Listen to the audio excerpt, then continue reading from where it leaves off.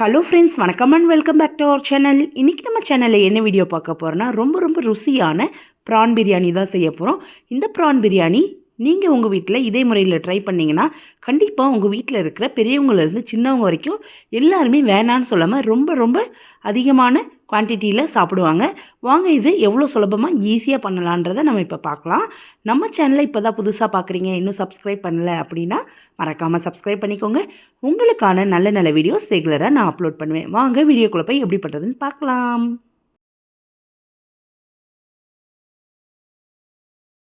PRAN biryani இன்றைக்கி நான் குக்கரில் தான் செய்ய போகிறேன். அதனால ஸ்டவ் ஆன் பண்ணி ஒரு குக்கர் வச்சுக்கலாம். குக்கர் நல்லா ஹீட் ஆன உடனே 1 டேபிள் ஸ்பூன் அளவுக்கு நெய் சேர்த்துக்கோங்க. 2 டேபிள் ஸ்பூன் அளவுக்கு எண்ணெய் சேர்த்துக்கலாம். நெய்யை நல்லா உருகிற வரைக்கும் நல்லா இதை உருக விட்டுடலாம். நல்லா இந்த அளவுக்கு உருகி வந்திருக்கு. இப்போ இதில் பட்டை, லவங்கம், சோம்பு, சீரகம், ஏலக்காய், கசகசா, நட்சத்திர சோம்பு எல்லாமே இதுக்குள்ளே சேர்த்துக்கலாம். 2 பச்சை மிளகாவை கீரி சேர்த்துக்கோங்க. சேர்த்து ஒரு 2லேருந்து 3 நிமிஷம் மட்டும் நல்லா இந்த மசாலாவை அப்படியே வதக்கிக்கலாம். வதக்கிட்டு நான் 2 பெரிய வெங்காயமாக 2 வெங்காயம் சேர்த்துருக்கேன். குட்டி குட்டியாக இந்த மாதிரி நீட்டு வாக்கில் கட் பண்ணி சேர்த்துருக்கேன். வெங்காயம் தான் பிரியாணிக்கு டேஸ்ட்டே கொடுக்கும். அதனால் வெங்காயத்தை நல்லா வதக்கிக்கலாம். நம்ம இன்றைக்கி குக்கரில் செய்கிறதுனால ரொம்ப ஓவராக நம்ம இது பண்ணணும்னு அவசியம் இல்லை. இந்த அளவுக்கு நமக்கு மசிஞ்சு வந்தால் போதும். இந்த வெங்காயத்துக்கு தேவையான அளவு உப்பு, இஞ்சி பூண்டு பேஸ்ட் சேர்த்துக்கலாம். சேர்த்து நல்லா இதை கலந்து விட்டுருங்க. நல்லா இஞ்சி பூண்டு பேஸ்ட் பச்சை வாசனை போகிற வரைக்கும் நல்லா வெந்து வரட்டும். நல்லா பச்சை வாசனை போயிருக்கு. இப்போ நான் ஒரே ஒரு தக்காளி சேர்க்குறேன். நான் எப்பயுமே வெங்காயம் தக்காளி எப்படி சேர்ப்பேன்னா 2 பெரிய வெங்காயம் சேர்க்குறேன்னா ஒரே ஒரு தக்காளி தான் சேர்ப்பேன். அந்த மாதிரி தான் நான் இது பண்ணுவேன். அந்த மாதிரி தான் பண்ணியிருக்கேன். நீங்களும் இதே மாதிரி ட்ரை பண்ணுங்கள், செம டேஸ்ட்டாக வரும். தக்காளி நல்லா மசிஞ்ச உடனே 1/2 டேபிள் ஸ்பூன் அளவுக்கு கரம் மசாலா, கொஞ்சமாக காஞ்ச வெந்தயக்கீரையை கையால் நல்லா உள்ளங்கையில் நுணுக்கி சேர்த்துக்கோங்க. 1 டேபிள் ஸ்பூன் அளவுக்கு தனி மிளகாத்தூள், 1/4 டேபிள் ஸ்பூன் அளவுக்கு பிரியாணி மசாலா, 1 டேபிள் ஸ்பூன் அளவுக்கு Kashmiri chilli powder, 1/2 table spoon அளவுக்கு மிளகுத்தூள், 1/4 டேபிள் ஸ்பூன் அளவுக்கு சீரகத்தூள் சேர்த்துருக்கேன். சேர்த்து கலந்து விட்டுருக்கலாம். இந்த காஷ்மீரி சில்லி பவுட்ரு வெறும் கலருக்காண்டி தான் நம்ம சேர்க்குறோம். உங்கள்கிட்ட இருந்தால் சேர்க்கலாம், இல்லைனாலும் பரவாயில்ல.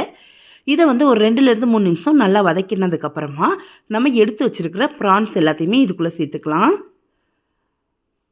ப்ரான்ஸை சேர்த்துட்டு நல்லா அப்படியே வதக்கி விடுங்க. இது லைட்டாக அடி பிடிச்ச மாதிரி தான் வரும். அதுக்கப்புறமா நம்ம ப்ரான்லேருந்து வர தண்ணியில் இந்த அடி பிடிச்ச மாதிரி தெரியுது பார்த்திங்களா, இது எல்லாமே நல்லா ஒன்று போல் சேர்ந்து வந்துடும். அப்படி இந்த மாதிரி ஆகக்கூடாது அப்படின்னு நீங்கள் நினச்சிங்கன்னா கொஞ்சமாக லைட்டாக தண்ணி மட்டும் சேர்த்துக்கோங்க. அப்படி சேர்த்திங்கன்னா இந்த மாதிரி ஆகாது. ப்ரானுக்கு தேவையான அளவு உப்பு சேர்த்துக்கலாம். சேர்த்து நல்லா கலந்து விட்டுருங்க. நல்லா கலந்து வச்சு கொஞ்சம் நேரம் வேக வைப்போம். கொஞ்சம் வெந்து வந்திருக்கு. இதில் 1 டேபிள் ஸ்பூன் அளவுக்கு தயிர் சேர்த்துக்கோங்க. சேர்த்து நல்லா இதை கலந்து விட்டுடலாம். நல்லா இது கொஞ்சம் நேரம் அப்படி தயிரில் நல்லா இது வதங்கி வரட்டும். 1 கைப்பிடி அளவுக்கு புதினாவும் மல்லியும் எடுத்திருக்கேன். 2த்தையும் சேர்த்து நான் 1 கைப்பிடி அளவுக்கு சேர்த்துருக்கேன். ப்ரானுன்றதுனால நம்ம அதிகமாக சேர்க்க தேவையில்லை, லைட்டாக சேர்த்தா போதும். சிக்கன் மட்டன்னா நம்ம இந்த புதினாவும் மல்லி எவ்வளோ வேணாலும் சேர்த்துக்கலாம். ப்ரானுக்கெலாம் லைட்டாக தான் சேர்க்கணும், அப்போ தான் டேஸ்ட் நல்லாயிருக்கும். கொஞ்சமாக லெமன் சாறு சேர்த்துக்கிட்டேன். சேர்த்து நல்லா கலந்து விடுங்க. பாருங்கள், முன்னாடி அடி பிடிச்ச மாதிரி இருந்துச்சுல, இப்போ நம்ம ப்ரான்லாம் நல்லா வெந்து வரும்போது உங்களுக்கு எப்படி இருக்குது பாருங்கள். நல்லா அடி பிடிச்ச மாதிரி இருக்குல்ல, எல்லாம் சரியாக நார்மலாக இருக்குது. நான் 2 கப்பு பாஸ்மதி அரிசி 1/2 மணி நேரத்துக்கு முன்னாடி ஊற வச்சுருந்தேன். அதை அதுக்கு இப்போ 2 கப்பு பாஸ்மதி அரிசிக்கு 3 கப் அளவு தண்ணி சேர்த்துட்டேன். சேர்த்து நல்லா இந்த தண்ணியை மிக்ஸ் பண்ணி விட்ருங்க. தண்ணி உப்பு பாருங்கள், உப்பு பத்தலைன்னா உப்பு சேர்த்துக்கலாம். சேர்த்துட்டு நல்லா கலந்து விட்டுட்டு நம்ம ஊற வச்சுருக்கிற பிரியாணி அரிசியை இதுக்குள்ளே சேர்த்துடலாம். சேர்த்துட்டு ஒரு வாட்டி லைட்டாக கலந்துட்டு இதை நான் ஹை ஃப்ளேமில் வச்சு ஒரு 3 விசில் வைப்பேன். வச்சு நான் இறக்கிட்டேன்னா இந்த மாதிரி நல்லா உதிரியாக நல்லா கிடைக்கும்.